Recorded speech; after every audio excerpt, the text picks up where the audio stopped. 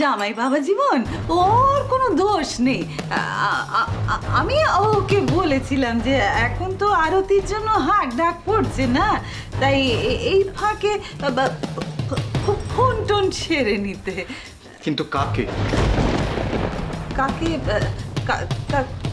কাকে যেন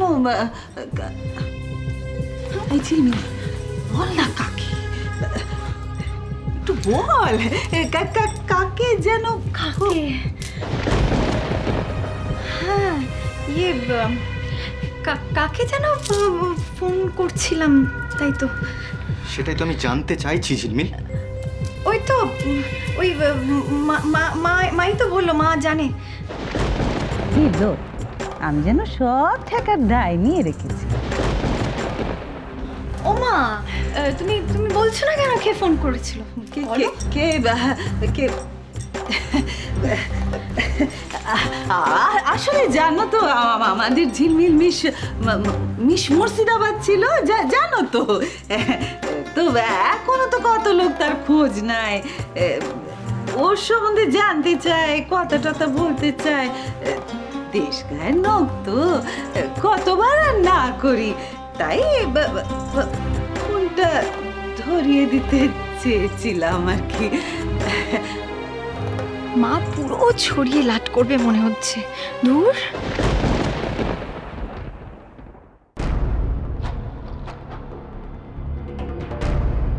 অভ্র এভাবে তাকিয়ে আছে কেন? কিছু বুঝে ফেলেছে নাকি? ওরে বাবা, আমি আর কোনো রিস্ক নেব না।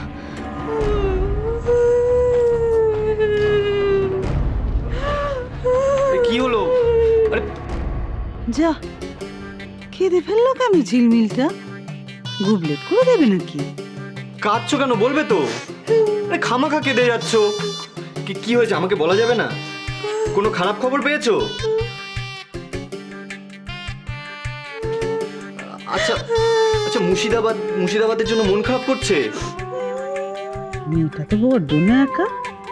আরে হাত পা ছড়িয়ে কাঁদতে বসার কি আছে? এভাবে নাকি কান্না কেঁদে স্বামীকে বশ করা যায় নাকি? আমাকে দেখি শিখতে পারি না, এবার হাউমাউ করে না আমাকে ফাঁসিয়ে দেয়। সরে পড়ি বাবা। কি হয়েছে বলো না আমাকে। শুধু শুধু কাঁদলে আমি বুঝবো কি করে? আমাকে না বললে আমি তো বুঝতে পারছি না। ঝিলমিল, আরে কোথায় যাচ্ছ? ঝিলমিল, এদিকে দেখো, এদিকে দেখো, এদিকে শোনো শোনো শোনো, এই যে তাকাও না, কি হয়েছে আমাকে বলো।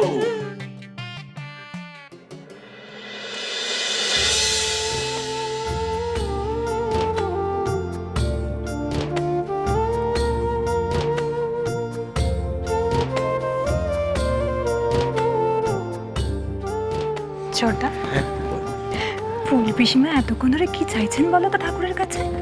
কোনো কিছুরই তো কোনো অভাব নেই। কি বলতো শ্রী?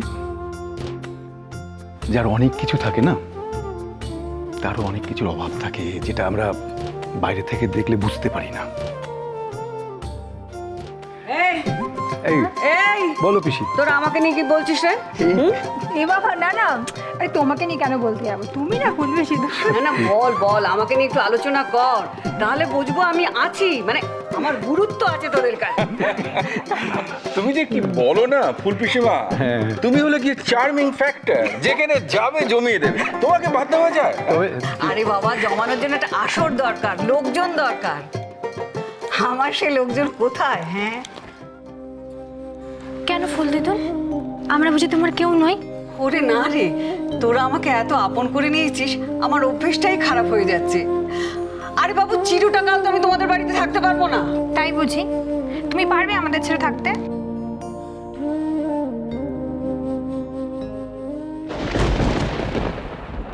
তোমরা কথা বলো, আমি ওদিকটা দেখে আসছি। কোথায় যাবি? থাক না, দেখছিস তো পিসিমার সঙ্গে একটা জমিয়ে আড্ডা সেশন চলছে।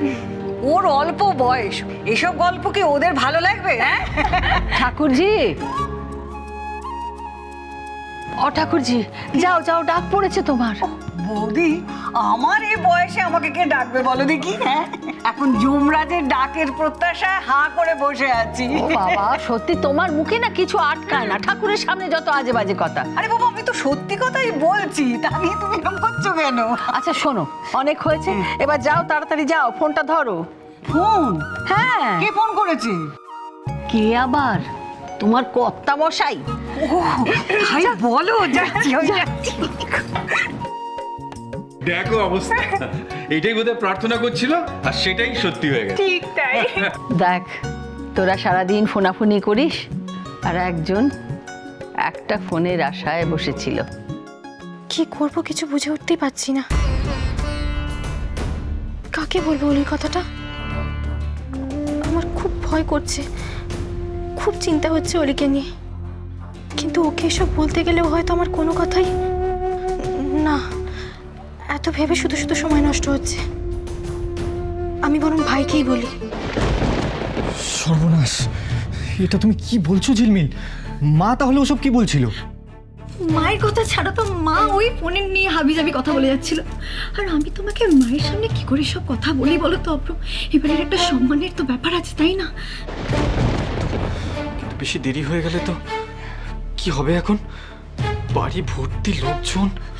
আমিও তো সেটাই ভাবছি। প্লাস বাড়ির মধ্যে যখন ফুল দিদুনের মতো মানুষ আছে, তখন এরকম একটা কথা যদি পাঁচকান হয়ে যায় অভ্র, কি হবে? তুমি কি কাউকে বলেছো?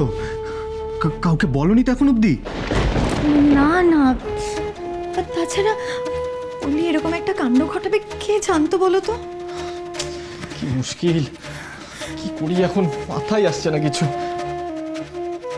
আচ্ছা 1 মিনিট দাঁড়াও, হ্যাঁ 1 মিনিট দাঁড়াও। অভ্র, যাক বাবা, কিচ্ছু টের পাইনি। এখন অলির কেসটা না আরো একটু ঘেটে দিতে হবে, তাহলেই তো আমার কাজ শেষ। এই যে, শোনো না, বলছি যে আমার মনে হয় এই ব্যাপারটা আমাদের চেপে রাখা একদম উচিত না। হ্যাঁ, আমাদেরকে ইমিডিয়েটলি এটা ছোট মাকে জানানো উচিত। চলো চলো কুইক। অভ্র অভ্র, শুনো, কোথায় যাচ্ছ? তোমার কি মাথা খারাপ হয়ে গেছে অভ্র? এবার চারিদিকে তাকিয়ে দেখো, বাড়ি ভর্তি গেস্ট। আর একেই ছোট মা অলিকে নিয়ে টেনশন করছে। এই কথাটা শুনে যদি উনি রিয়াক্ট করে ফেলেন তাহলে। আরে একবার অলির কথাটা তো ভাবো। অলির কথা ভাবছি বলেই তো বলছি, ওকে নিয়ে আর একটাও রিস্ক নেওয়া যাবে না। অভ্র, ঠান্ডা মাথায় ভেবে দেখো, অলির সামনে বিয়ে।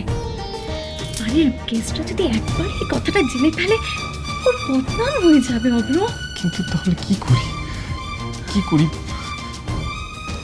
কি করি তাহলে?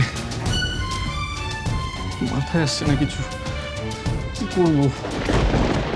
আর যাকেই বলো বাবা, ইন্দিরা দেবীর কানে যেন খবরটা একটু দেরিতেই যায়, তাহলে অ্যাকশনটা একটু জমিয়ে হবে। দাদাভাইকে বলা যেতে পারে, হ্যাঁ, কিন্তু না, তার আগে বলছি যে আমার মনে হয় অলিকে একটা ফোন করে দেখা উচিত, বুঝলে? ঠিক আছে, আমি এক্ষুনি অলিকে একটা ফোন করছি। হ্যাঁ,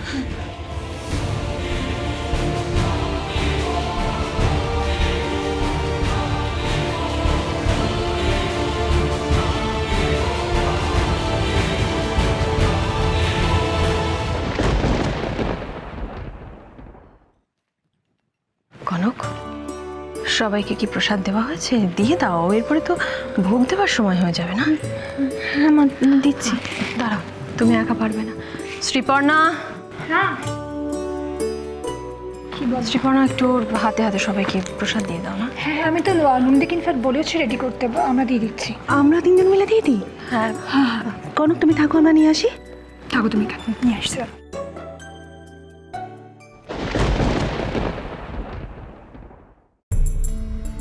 কথাটা ওনাকে বলার একটাও সুযোগ পাচ্ছি না। এদিকে ভাইও তো আশেপাশে নেই যে ব্যাপারটা বলবো। খুব চিন্তা হচ্ছে, বলি এখনো এলো না। কি করা উচিত এখন আমার? কি ভাবছো কনক?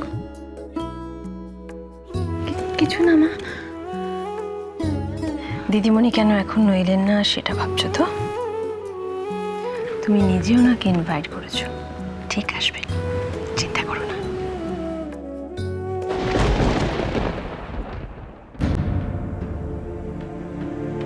কনকের অপেক্ষাটা যে বিশেষ কারোর জন্য, সেটা ছোট মা না বুঝলেও আমি বুঝতে পেরেছি।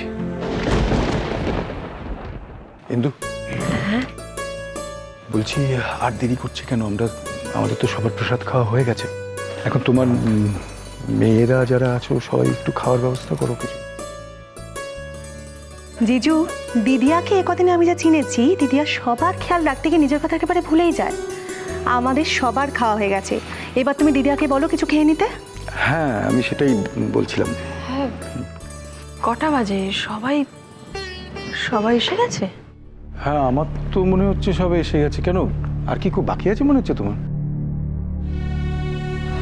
অরূপকে বলেছিলাম আসতে, ও এখনো আসেনি। আচ্ছা ছোট বৌদি, আফটার অল অরূপ একজন ডক্টর, হয়তো কোনো এমার্জেন্সি পড়ে গেছে তাই লেট হচ্ছে। হ্যাঁ, এটাও। কিন্তু আমি অভ্র ঝিলমিলকেও কোথাও দেখতে পাচ্ছি না। কোথায় তারা? অভ্র, অভ্র, হ্যাঁ ছোট মা।